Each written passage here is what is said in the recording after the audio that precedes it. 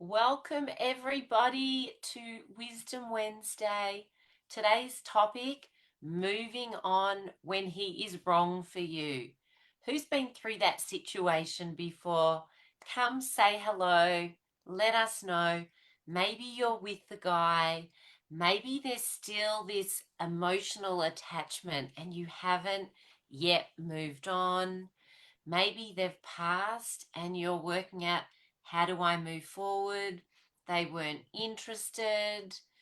Whatever the case, maybe it's someone you're dating on the side, you've got a bit of a situationship that's going on, or a relationship, and there's a part of you that just knows it's not my future. It's not where I want to be. So moving on when he's wrong for you. Let's face it, we all know when it's time to let them go. I remember a psychologist once saying to me, Deb, everyone knows when it's time to let them go. Everyone knows if they're not supposed to be with them. It's taking the steps to change that becomes the real challenge. I know one time I knew I went and moved in with a guy. There was part of me that knew that I needed to keep renting out my place while I tested living with him. So I share that to encourage all of us to look at what's really our truth, what's underneath the surface, and how are we feeling?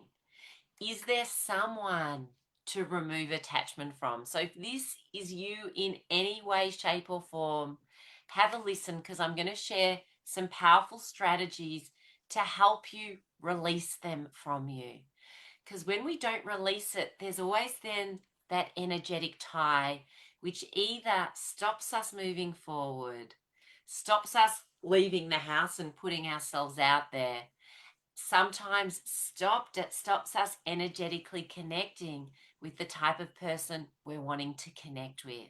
So we want to release and dissolve these ties. I remember one of my clients, Mandy, she came to me and she said, Deb, I have this guy in my life and I know he's not right, but I keep coming back. We break up. I feel bad. We get back together. We break up. And this cycle kept repeating itself.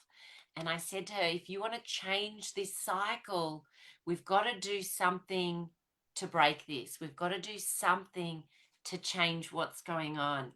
So let us know in the chat how this topic's resonating for you, where you're at, and I'll open up my conversation as well because I like to see what people are thinking and what's going on for them. And if I miss your comment, I will definitely be in touch with you afterwards on the chat. So let us know what you're thinking.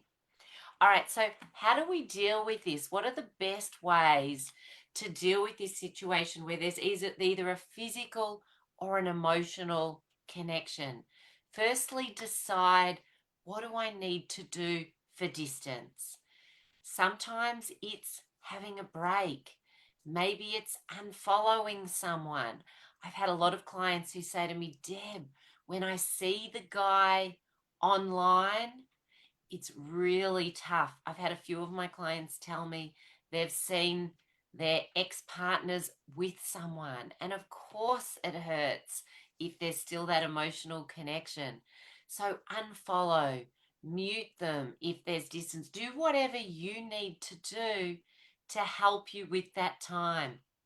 In regard to my client Mandy, I was telling you about, I said, you know what, if you're still unsure, maybe it's worth having a break, giving it some time.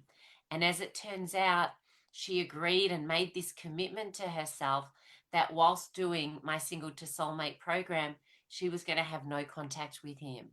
So that was really powerful for her to create that break and take some time to really look into herself and see what was going on.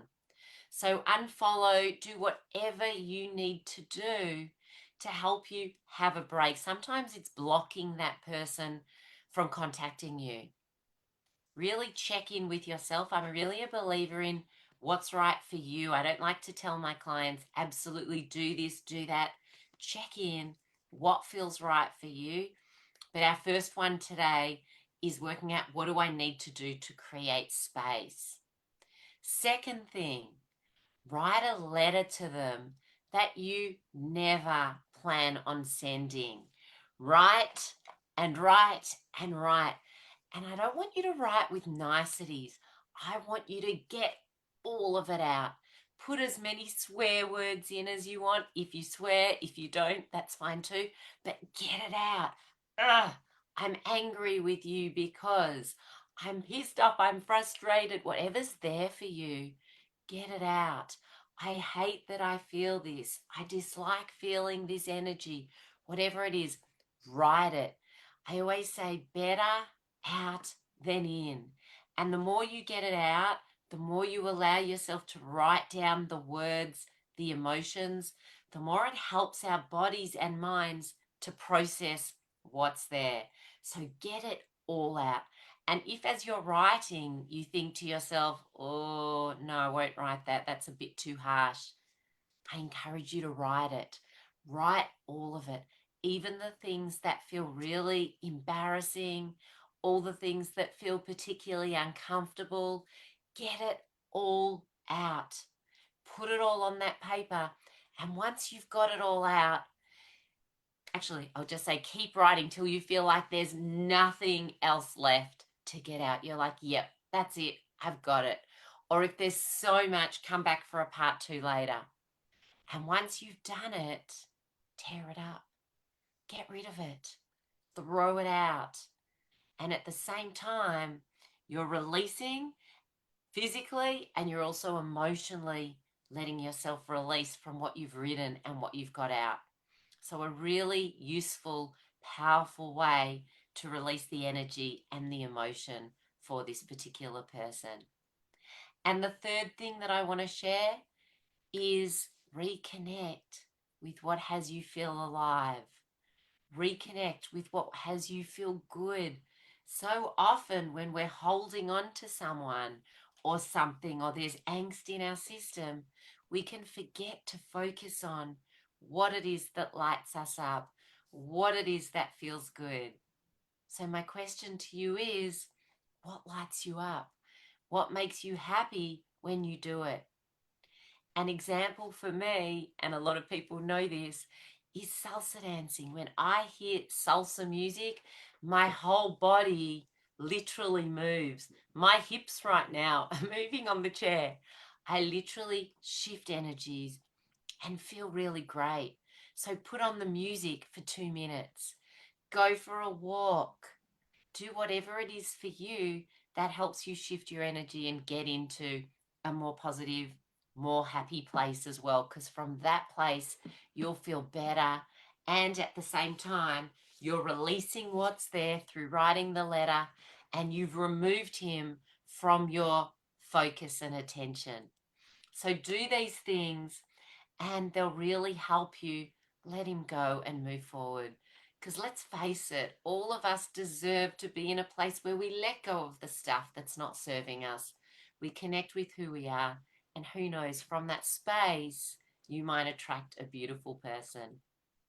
So, for those people who are in the space of, I'm single and I really want to bring in my soulmate, even if you've got a situationship, even if you've still got someone out there that you're watching on social media that's making you feel uncomfortable, I highly encourage you to come along to my Single to Soulmate event. If you're not sure when the next one is, you can go into my website, Deb Marven, DebMarven.com. You'll be able to see on the front page when my next Single to Soulmate event is. For those of you that are watching this, the next one is coming up Sunday the 26th in the US, Eastern Daylight Time at 8 p.m. And for those in Australia, it is the following day on the Monday, the 27th, 11 a.m. Australian Eastern Daylight Time. So come, let us know, what have you got from this chat? What's there for you? And also feel free to share stories with us of what you've done to help you release the person from your life that no longer serves you anymore, to help you move forward. Thank you all for being here.